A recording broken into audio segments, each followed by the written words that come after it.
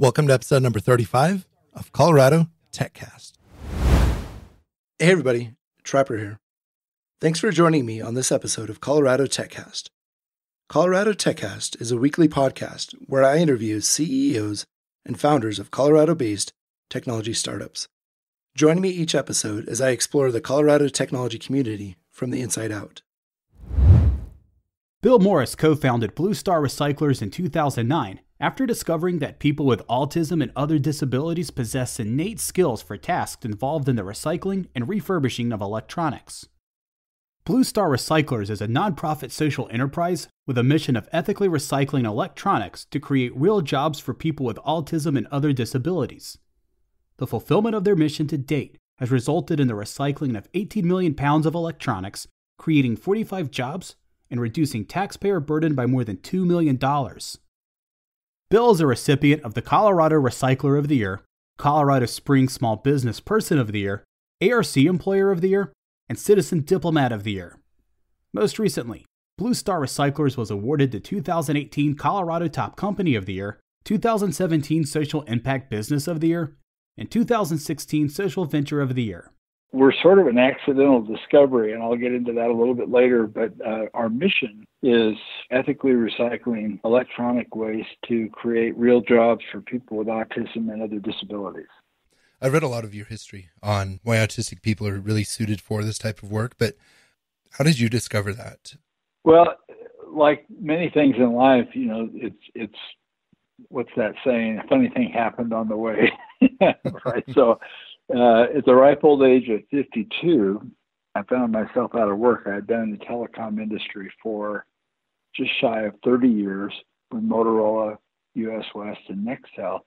Really just an old two-way radio guy, ran direct sales teams for those companies. And I was laid off when Nextel sold to Sprint and was out of work for a protracted period of time. And it was really the first time that I thought I was pretty hot stuff. And no one seemed real interested in hiring me at my age. And it was pretty rough. And I kept applying to get back into that industry because it was the only thing I knew. And nothing was working. So a friend of mine said, well, why don't you look into doing work you're interested in, not necessarily work that you've had experience in.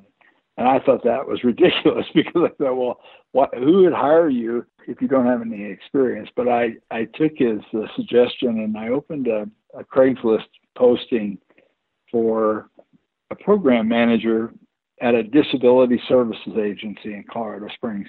Now, my interest in that was that my oldest brother, Paul, who passed away a couple of years ago, but he was developmentally disabled, had brain damage at birth, during the birth process, and subsequent illness. And so he would be considered, I guess, kind of mid-functioning person with developmental disabilities. But I always had an interest to work with people with disabilities. I had comfort around them because of growing up with him. And so I went and applied for this job. And I walked in with the idea that there's no way you would get hired if you didn't have experience. I was really kind of shocked that they offered me the job within about 5 minutes after getting there. And it turns out the reason for that is the pay is so bad in the disability services sector that it's kind of like adult daycare and other things. There's just no budget. It really was, we can't pay you anything, but are you interested? And I was, and I said, well, I don't have any experience. And they said, well, do you know of somebody with a disability? And I said, yes, my brother. And they said, good enough. So they handed me keys to a building that had about 65 people with pretty severe, well, most of the people there had pretty severe developmental disabilities, and I had no experience. And it was a steep learning curve on how to provide services. And I had staff, but when you pay that poorly, the staff wasn't the greatest in the world. And really what we were doing was adult babysitting. I mean, there were goals to get people in the community and do other things, but it was pretty basic.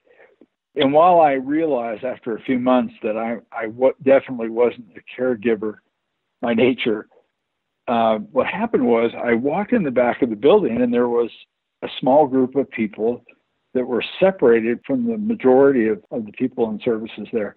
and they were in rooms taking apart electronics and items that had been donated.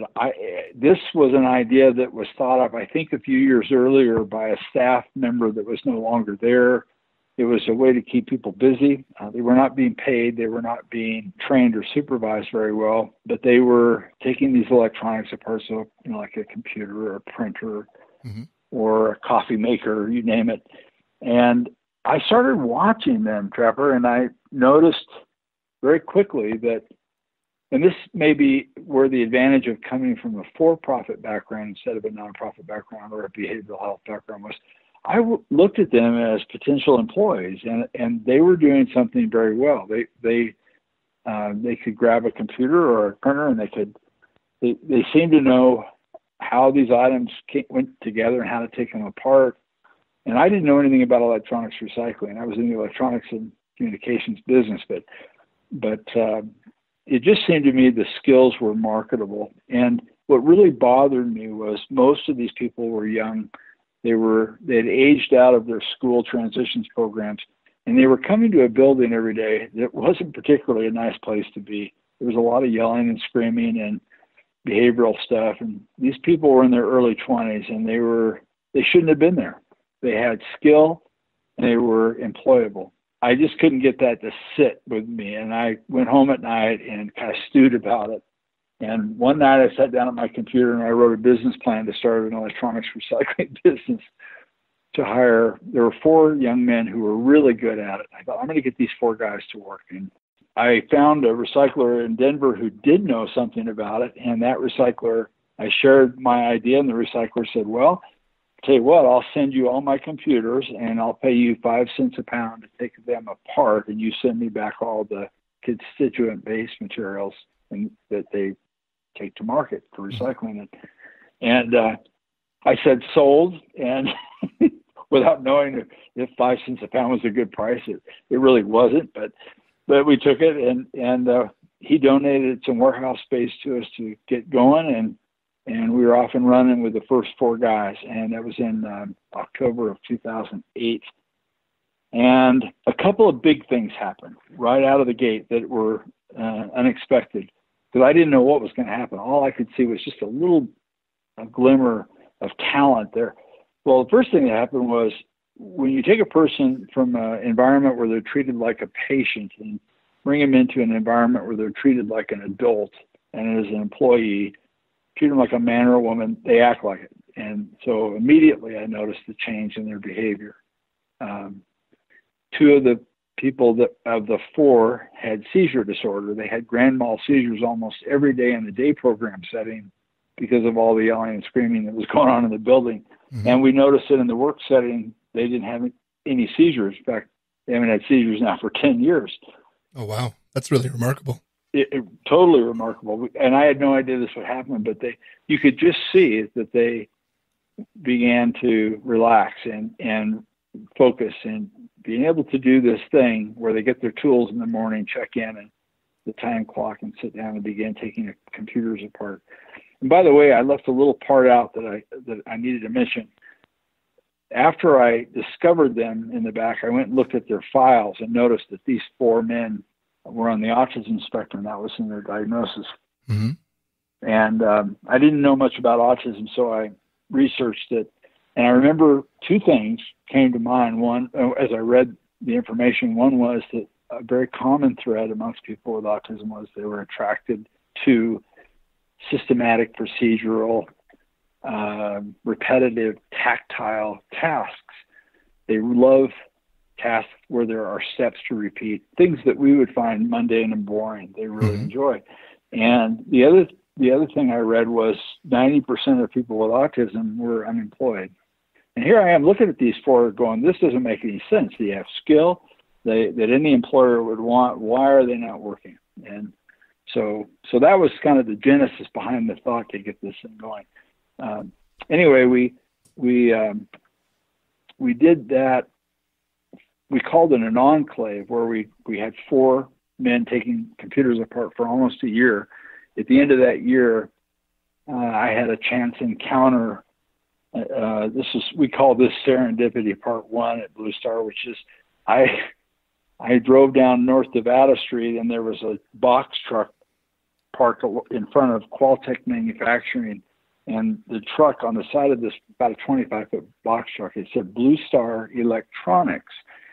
And I was interested because it was electronics, and we needed a truck, and the truck had a for sale sign on it. And I inquired within, and the CEO of Qualtech Manufacturing was not in that day, but we made an arrangement for me to come over, and I sat down with him, and he asked about what we were doing, and I shared what we were doing, and I asked him about the truck, and he said, well, funny story about that truck. He said, I own a building where a tenant called Blue Star Electronics left town in the middle of the night owing me about 9 months rent, and they left that truck in lieu of rent. Yeah. And he says, I'm trying to figure out what to do with that truck. And I said, well, we need it. And I said, and I think we're ready to become a real full-blown enterprise. But I said, I got to go out and do some fundraising and see if we can make that happen. And he said, well, you come back tomorrow and tell this story to my wife. I said, yeah. I said, any particular reason? He said, I'd really like for her to hear this. So I came back the next day, and we had coffee. And after I shared it, they looked at each other, and they looked at me, and they said, we're going to give you the truck in the building, and we're going to write a pretty large check. And they did to fund, to turn this idea into a full-blown enterprise. And so we became Blue Star Recyclers in November of 2009 with the help of Tony and Mary Finant, who own Qualtech Manufacturing. So without them, I wouldn't be on this call because all I had was the idea and sort of a proof of concept, but I did not have the money to be able to start Blue Star. So, and we'd known each other precisely one day when they made that investment. So it was just something that doesn't happen very often. Sort of the angel investor of all angel investors. So fast forward 10 years, we are 45 employees at 3 locations in Colorado. We've expanded to Denver and Boulder. And we've recycled about 18 million pounds of electronics. And from doing that and from employing our workforce, we've saved taxpayers about $2 million, because every hour that a person with a disability works and earns income, it actually displaces the benefit income that they would normally receive. And they're not being served in day programs like where I found them, which are not cheap to the taxpayer. So, so it really is a win-win-win. And the most important thing is they are the best workforce. I've managed a lot of people prior to that, and they're the best workforce I've ever seen. They don't miss work. They don't goof off. They don't get hurt. Everything you would think about a person with a disability that we've kind of learned growing up is wrong. They are the best employees I've ever had. The only thing that has to happen is they have to have an opportunity to find their assets and their skills, because they have them. They're almost always hidden. They rarely know that they're good at what they're good at. And we just provided a workspace for them to come in and acquire and then begin to demonstrate those skills, and then they take off. And really just to give you an idea, we went 6 years without any turnover, absenteeism, or lost time accidents. In our industry, that is absolutely impossible. Our industry has the highest turnover, accident rates, and absenteeism just about any industry, because it's boring work. Neurotypical, non-disabled people don't like the work. It's just too boring for them. This workforce loves it. So anyway, it's really been fun to watch them grow and them flourish. And what I realized is we got bad information, which is that people with disabilities are different than we are. And that's absolutely wrong. They're exactly the same. They look a little different, sound a little different, act a little different, but they want the same things, and they want a job. They want to be part of a team. They want to earn a paycheck, and they want to do something with purpose. I think we were very lucky to just be able to provide that. It's got to be incredibly empowering for these developmentally disabled people to find their purpose, right? Find something that they excel at and contribute, not be treated like a child, be treated like an adult. I think that's really cool. And that was really this first discovery, Trapper, that I couldn't believe the change in the guys. I'm not kidding. It was black and white. And what I realized was, and I knew this intellectually prior to doing it, that if you treat me like a kid, I'll act like a kid. If you treat me like an adult, I'll begin to act like an adult. And we weren't providing services at Blue Star, or we weren't a government agency. I expected them to be at work on time and produce, hit their goals. And they walked right up to those expectations and surpassed those. So I think that's really the big mistake we've made with this population for so long, is we've not really asked them and invited them to the work floor. And if we have, we might give them a broom and say, sweep up when you can, but we've never really held them accountable to contribute to the bottom line. And that was a mistake, because I can tell you that I have my job because of them, because of their productivity in an industry that's very difficult to make a go of. We are growing at about 30% a year across the board, and there is no other electronics recycler growing like Blue Star. And it's not me. It's not, and we have no unique recycling process. So it's our workforce that's the differentiator. So these employees, do they span all ages, or are they typically clustered in, 20s, 30s, anything like that? I think they're clustered today in the 20s and 30s. When we started, we actually had some older gentlemen that were part of our gang, and they've since retired. And there's no particular reason for that. I mean, we will hire anybody of any age, but what we found is, when a boy or a girl with a disability in special ed in school ages out of their programs and they go home, what happens is we lose them. They tend to stay at home, and they get into programs like where I found these guys, and we never see them again. We never see them in the work floor, because they get served. They get provided services in their home. So where Blue Star, where we've really focused on our attention on building a bridge, is making sure that an 18 to 21-year-old who's in a transitions program at a school district in special ed, that they do not go home, that they come to work and they find something to do vocationally. And it's that old saying, bodies in motion stay in motion, that when a person with a disability goes to work, they stay at work. And if they go home, they stay at home. So if you came to Blue Star today, to answer your question, you'd find mostly people in their mid to late 20s and early 30s, but mostly because what we found is we're a really good place for a person to get their start in the labor force.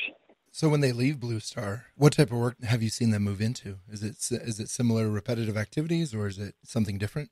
Well, that's really been the quirk in this whole system. Is when I wrote the business plan in 2008, I projected that 80% of our employees would move on and leave Blue Star and go out into the community and do something different, because I could not imagine anyone wanting to take computers apart for more than a year or two.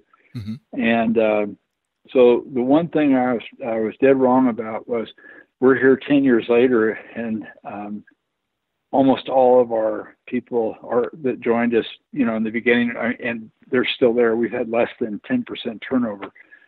And we've had a couple move on to other positions and come back. And that was an interesting experiment, because what we found was, when they came back and I asked them why they came back, they said, because I went to a new place, I make more money, it's a better job than what I had, but no one speaks to me. I'm in a cubicle and no one will talk to me, and I want to come back and be part of my team. Mm-hmm.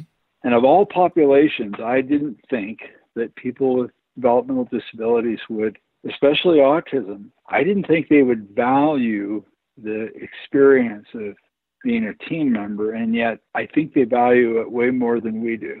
Mm-hmm. So we have this double-edged sword. I love every one of them. I want to make sure that they stay, but we're sort of planning to have more people flow through. But what we face is, most employers still do not know how to employ them.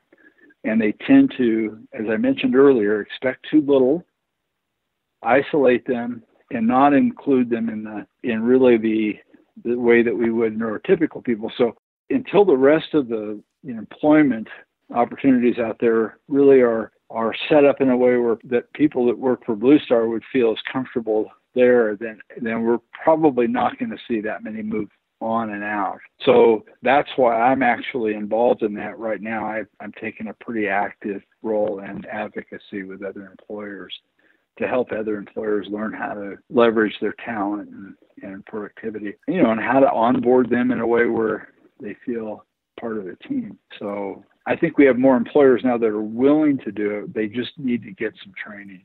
So how did having a brother who is developmentally disabled, how did that impact your vision for this?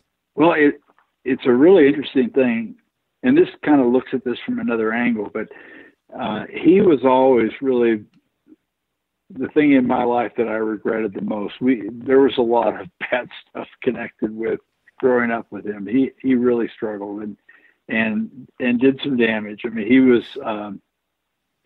was violent. He had some pretty severe behavioral stuff, and along with being developmentally disabled. So as a kid, growing up with him, I would have told you that if I could have waved a magic wand in my life, it would be not to have him as a brother. We just never had any normal holidays or anything. It was just a mess. Mm-hmm. So it was so interesting is to grow up with that. But what happens is, and I think we've seen this a lot with other kinds of things, is that it creates empathy. Because for better or worse, I grew up with an understanding, and I even though I was resentful, I guess, a little bit about it, I understood it, and I was comfortable around him in terms of I understood how he was wired. And so I think it's so interesting that the thing that I regretted the most, which was being related to him, turned out to be the reason I started Blue Star. Because if I hadn't had him as a brother, I would have never looked at that job. Yeah. And they probably, that was the one thing that kind of qualified me. So I just think it's so interesting how life turns most of your liabilities into assets, right? Right. So that's really neat. Yeah, it's really, what's kind of fun is if you stand back far enough and look at this whole thing, the whole thing is about redemption. I'm not a religious person at all, but it's so funny. Here we recycle old electronics and give them second life. I was given a second, kind of an entirely brand new career at 52, and and our guys get a chance to be part of the working world. And so it's just there's a lot of redemption going on in our story. People getting a second or first chance to do something. So I would say, yeah, even just the chance encounter of driving down the street and finding a truck with Blue Star written on it. You picked up a truck funding and a name in the same day. And at 52 years old, that doesn't happen for many people. No, it doesn't.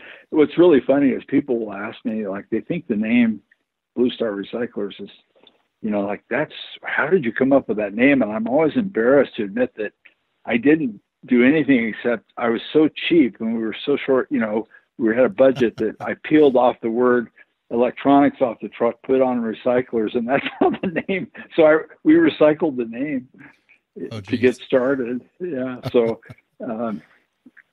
but blue is the autism color, so people think it has to do with that. And I say, oh gosh, that sounds really good. I wish I had that story. But, right. It's not as deep as that, but it sounds good. That's right. And I always say I was the first thing that was recycled there or my career, So, So talk to me a little bit about the business model. Do companies pay you to recycle their stuff, or is it donation based, and what do you do after the components have been broken down? Yeah, it's a great question. So we started life as a for-profit LLC because when Tony Fanat looked at me and said, can we make any money at this? I knew absolutely nothing about recycling. So I said, yeah, I would think so. I mean, like, how hard can it be? So here we go. We start collecting electronics, and I knew that some of my competitors had charged a rate per pound for certain materials. Other materials they took for free. So we kind of copied their pricing. But what I didn't know was, and the list was long about what I didn't know, but one of the things, it's a volume related or volume triggered business. So if you bring in a lot of a particular material, you get paid more for it. If you only bring in a little, you don't make anything on it. So our volumes were very small to begin with, and we weren't charging enough to cover that gap. And so we were losing money. Even when we did everything right, it seemed like. So we went through the Finance family investment in just about a year by the gap between expenses and revenue. So at the end of the first year, at the end of 2010, Tony and Mary came to me and said, we don't have any more money to give this thing, and we don't want to see it die, but something has to give. And I didn't know what to do at that point, but it was over the Christmas holiday of 2010, and I sat back and I thought, and I'd always resisted becoming a nonprofit because I didn't like nonprofits where I came from. I didn't like the way they operated. I didn't like their dependence on outside income. Coming from a business background, I just like being able to generate your own income. But anyway, we had a couple of foundations come to visit us early in 2011. Both of them kind of looked at me and said, "Why aren't you a nonprofit? Because your mission and your impact and all that stuff would easily meet the criteria." And they said, "Look, at that time, I think we were about 60% self-sustainable through earned income, but I had that gap of 40% from expenses." And so they said, "Look, you can fundraise, the gap and get grants and donations to fund the gap." And so we became a nonprofit in 2011. And then I was making a presentation in 2012 to some board. I think it was a Chamber of Commerce board. And this guy jumps up and he says, "I know what you are." He says, "You're a social enterprise." I said, "What's that?" And he said, "Well, I don't know, but I was just at this conference in California, and I learned about social enterprise, which is businesses and organizations that focus on their mission, but they use a business model to fund it, and not traditional, And I began to research that, and sure enough, I said, that's exactly what we are, because we were running Blue Star like a business, but we couldn't close the gap. So I'm really happy to say that the last 3 years we've been 98 to 99% self-sustainable through earned income every year. It took a while to get to that point, but for some reason I can't seem to crack 100%. But so we've had really the ability to not have really any real dependency on grants and donations. And we do get grants that help us buy equipment and things like that. But our goal is not to have a dependence on outside funding.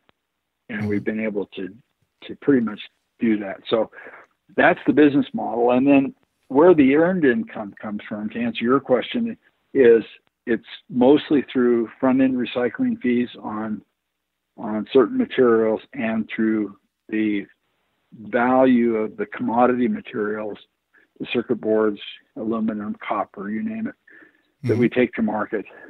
And then there's also some revenue from the refurbishment of certain like computers and things like that, reselling those. So, but most of our earned income comes from the recycling fees that we charge on a rate per pound. So a lot of the components that are in the electronics these days are hazardous if they made it into landfills. And a lot of them are really rare. I was reading a report the other day talking about we'll soon reach the limit of these rare earth metals that are required to make cell phones and other electronic devices. So if we're capped with what we can continue extracting from the ground, it's got to come from other places. It just makes sense to, strip it out of the old components, the old chassis, melt it down, or, return it to a state that's usable and keep it out of the landfills and back in productive use. So I think that's, I think it's really cool. It's really interesting. We're very, very lucky because we get to produce impact on all three fronts. So we have a pretty significant environmental impact, social impact, people with disabilities coming to work, and then economic impact from taxpayer savings earned income going back into the community. But if you look at the environmental impact, it's a little different story than what the consumer understands, and that it's absolutely true that the last place this material belongs is a landfill, because number one is it doesn't biodegrade, so it's just going to sit there, take up space in a landfill, which is going to age the landfill faster. And then secondarily, it's going to contaminate the landfill because electronics have heavy metals like lead, cadmium, beryllium, couple of other materials. But to me, the biggest environmental issue with not recycling electronics ethically is when this stuff sits in our homes and garages and storage units or gets landfilled, it deprives the manufacturing sector of the base materials they need to manufacture new material. And when they're deprived, they go dig holes in the ground and they buy mined material, virgin materials. And it's a real shame, because everything that goes into electronics, number one, can be recycled, and number two, it will last forever. You can repurpose aluminum. I mean, everything that goes in there can be used forever. There's some low quality plastics that you have to get rid of, so if you look at the environmental impact, the CO2 displacement for recycling electronics is very high, not because of going to the landfill, but because when you don't have to dig the material out of the ground, it really has a positive impact on the planet. So that's our pitch is to the community and to businesses is get that stuff back to a certified recycler so it can come back to the manufacturer and be used again. It'll be shredded and melted down, but the material will be used again. And then what we add to our story is that not only does that happen, but if you get it to Blue Star, now you're creating social impact, because you're going to help create a job for a person with a disability, and when they're working, taxpayers save money. So there's just so many good reasons to recycle electronics but the average American tends to not recycle. We're still somewhere around 20% of our electronics are being recycled. It's just brutal, because we don't really know what to do with them, and the manufacturers tend to, like Colorado is a state where there's no extended producer responsibility. So if you want to recycle your 100-pound TV, Trapper, you bring it into Blue Star, we charge 59 cents a pound for TV recycling. That's $59. So people walk in and go, holy cow. We have to do a lot of education to the public to get them to really step up and recycle. But if you live in California, it's free, because the state of California has forced the manufacturers to pay for it. So right behind me, I'm looking at 3 LCD monitors that have been sitting here in my office for, I don't know, probably since a year and a half ago when I started the show. They're not doing any good, and they're fine monitors, but they're just so old and heavy that nobody seems to want to pick them up off Craigslist. How can I get rid of these? I know. Just bring them to us. I mean, we pick up from businesses. If it's more than essentially a carload full, we'll come pick up. So for businesses and institutions and large government agencies and stuff, we come out and pick up. If you have a few items, that you can get in your car, we ask that people just bring it to us, and then we'll unload it from your car. We bring it in and weigh it. And if there's CPUs, so laptop, desktops, and servers are no charge, because there's enough commodity value in those, or refurbishable value, where we can cover our costs to treat the material. But display materials and general e-waste, we actually pay to process that stuff, so we have to charge a fee. But I think it's just really education. When the public knows better, they do better. It's really an interesting waste stream. People that come in and recycle for the first time and go, wow, if I had any idea this was available, I would have brought my stuff in before. And then after that, they'll begin recycling. So it's that habit, right? You just have to start it. And I'll say there should be support from manufacturers in Colorado. We took it to the legislature for 3 years in a row between 2010 and 2013. And it was a pretty conservative legislature, and they saw it as an anti-business kind of legislation. So the manufacturers had a great lobby, and they got out of Colorado without having to contribute. I think ideally the manufacturer should contribute. I mean, this is a perfect world, right? But I think this is the consumer that bought the item should kick in about 25 to 30% of the cost of recycling. The manufacturer should pay for 25 to 30%, and then the municipality should probably kick in the rest, because if you dump that thing on the street, if you drop those monitors in an alley somewhere, the city or the county, Public Works, has to send a crew out to pick it up, and it's really expensive. So it's in their best interest to get you to recycle it, so they should kick in something. Mm-hmm. But in most states, all the burden has been placed on either the consumer or the manufacturer, and that's not an ideal deal. It's just because it limits the amount of people that can afford it. So yeah. So what does the future look like? Do you foresee a change with the current administration in Colorado? I do. Jared Polis actually started an organization, a nonprofit organization called C3 in Boulder years ago. It was a computer refurbishment and recycling program that put refurbished computers in the hands of nonprofits and low-income families. So he gets it. We haven't had an audience yet and had him over. We have an invitation in, but I'm really hopeful that he will drive something. Hickenlooper got it. Like, he came to visit a couple times and he loved what we did, but he never, ever directed any change at the public policy level. And I think Polis has the hands-on experience where I'm hoping he will. Because if the state mandates recycling, see, all we have right now is a landfill ban. So if you take those monitors out to the landfill this Saturday, they will turn you away. The problem is then, what does the public do? Is they find a nice little alleyway or a parking lot on the way home, because they don't know anything about recycling, and they drop it there. That's what's happening in Colorado. If the state mandates recycling and put some budget to supporting it, and then hold manufacturers that sell electronics in our state accountable to help with the cost of recycling, I think we can go from 20% recycling diversion to probably 60% within a year. We have to make it so where there's no options out. And there's just too many ways now that you can get out of recycling here. So how can people find you? You know, if they're like me and they've hoarded electronics for 20 plus years, how can they find you and you get the stuff in the right hands? Yeah, thank you. Well, I think we're pretty easy to find. If you Google electronics recycling, we almost always show up first or second, and at least we should.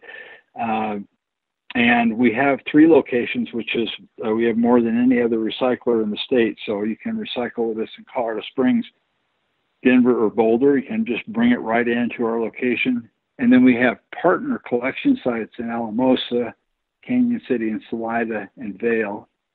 So we're expanding. We're going to try to open operations up in the Roaring Fork Valley late this year. But yeah, it's just a matter of.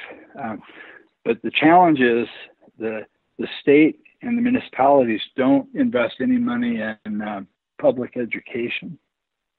So it's really the challenge, Trapper, is that if you just grab 10 people off the street and ask them, most would know that electronics are probably recyclable, but only our experience is about 2 out of 10 know where to go or how to recycle. So that's why this podcast is important, because we just need to get the word out. Definitely, we'll get links to Blue Star and some of the other links that you had provided.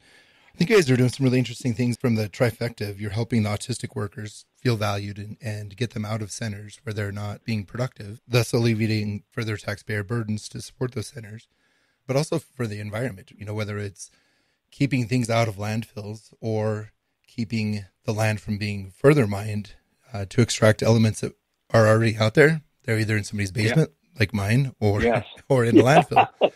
Just causing all sorts of problems. Here's the visual I would leave with your audience is if you stand back, think about this, that we've recycled about 18 million pounds that was initially destined for the landfill. And by doing that, it produced no jobs. It only produced, negative environmental impact. Just by diverting 18 million pounds from a bad place or from homes and storage units over to Blue Star, there's 45 people permanently employed. There's a couple $1 million of taxpayer savings and all the positive environmental impact of making sure that it's being repurposed within the industry. We tend to look at waste as something to get rid of and get rid of it cheap and easy. And my experience with this now is that let's look at waste as a mechanism for community benefit. Your old monitors have the capacity to help someone go to work and return material to the manufacturing sector. So I think if we can get the public to think about their old electronics as sort of like fuel for the economy or something, and not something to kind of set in an alley somewhere, right? Mm-hmm. So that's really what the public education thing is that we have to do in the next few years, I think is. The good news is kids get it. Millennials get it. I hate to say this, it's guys my age and older that in the United States, we were raised with the idea that you either burn or landfill everything you don't want. And our generation, we're a very difficult generation to get to start recycling. It's just throwing things away. It's just in our DNA. But kids totally get recycling. It just seems intuitive for them. So I have a lot of hope that, the next generations to come, they just get it and they'll do it. Bill, again, I want to thank you for coming on Colorado TechCast. The positive social impact that you're making, as well as environmental impact that you're making is just really cool. You podcast listeners out there, if you're like me, you've got a ton of stuff in your garage, your basement or whatever, take it to Blue Star. They'll put people to work and get some of those electronics in the right hands and back to being useful again. Absolutely. Trapper, thanks for having me. Thanks for listening to this episode of Colorado TechCast. Visit our website at coloradotechcast.com for episode show notes with links to all the great resources we've talked about in this episode. While you're there, click the subscribe button in iTunes so you'll never miss a new episode. I'm Trapper Little, and I'll talk to you again on the next episode of Colorado TechCast.